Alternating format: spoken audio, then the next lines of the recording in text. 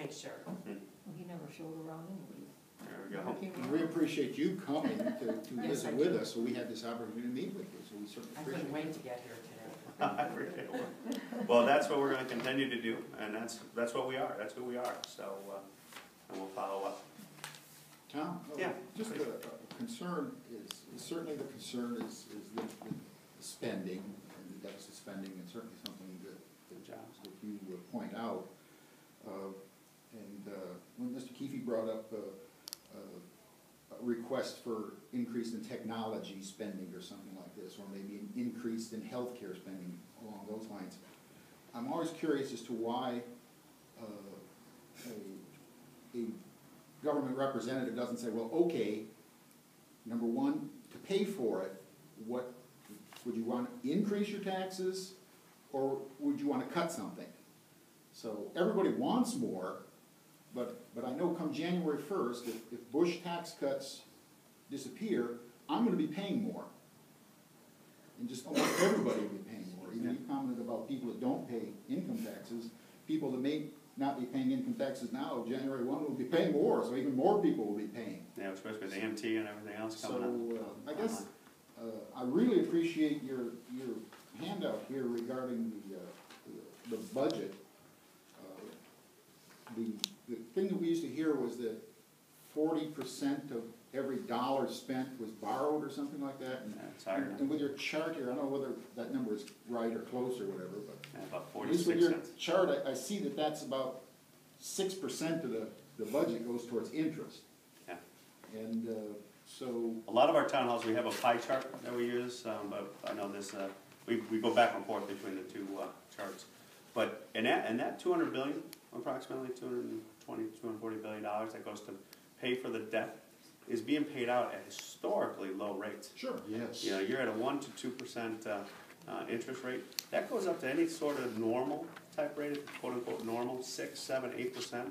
You're talking that balloon, those payments ballooning up to about $700 to $800 billion. Now, money that's borrowed today, because the government borrows money every day, right? Yeah. Does that stay at like a 30-year bond rate or something? A lot of that $16 trillion, that's a great point. A lot of that $16 trillion is short-term debt. Oh. It's 30-day debt. It's so it's not like we're locked in on that 1 to 2%, and that's a real problem because if the interest rates start going up, like Italy's being taken down because of an interest rate of about 6.5%, 7%. The whole country is collapsing because of that.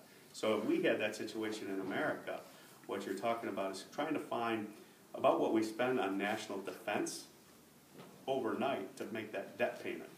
And so that's why it's such, when Paul Ryan talks about fiscal crisis, debt crisis, and a currency crisis, it all stems off of that. Well, a good point that you made here by the chart is that we're paying 6% for net interest, and we're only paying 4% for education. So for all this talk we hear about education, we're spending more on interest than we are on education. On education stuff.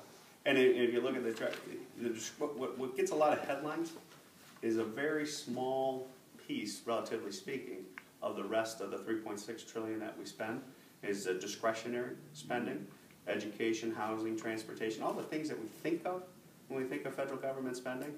It's in a relatively small portion of the budget in relationship to everything else. And that's why I've always taken the position, in order to deal with this problem, everything has to be on the table, including defense. And as a Republican, that's supposed to be a no-no, but defense, entitlement spending, and all of it, mandatory spending is a big chunk of it too. That's the autopilot spending that just happens because of the size of government. That's the employee expenses, retirement costs, retiree health insurance, and all that stuff that goes into the federal government.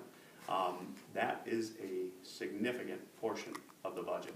So I've always taken the position, everything on the table, and how we're gonna downsize it. And that's when we get into the tax debate, and we talk about some people want raise the taxes on the top 2%. You know, one question I always say is, well, one, when you do the analysis on it, generates about $70 billion worth of revenue, just static, not the negative impacts on the economy, but $70 billion. When you got a $1.3 trillion problem every year, that's adding to the $16 trillion. So how serious are you trying to address the issue if that's what your solution is? It really isn't. You tax us 100%.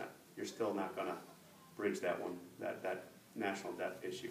So the bottom line is that we got to come at these with serious solutions, and it's a spending-driven problem, and that's where we got to spend a lot of the time, in my opinion, and put everything on the table and grow the economy. What are your thoughts that things like the Bush tax cuts will disappear and then January 1st taxes will go up?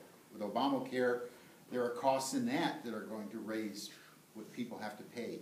Either Significant tax increases. all around, whether it's charges to companies that make medical devices, tax, or health insurance, health tax, insurance, the, capital surcharges. capital tax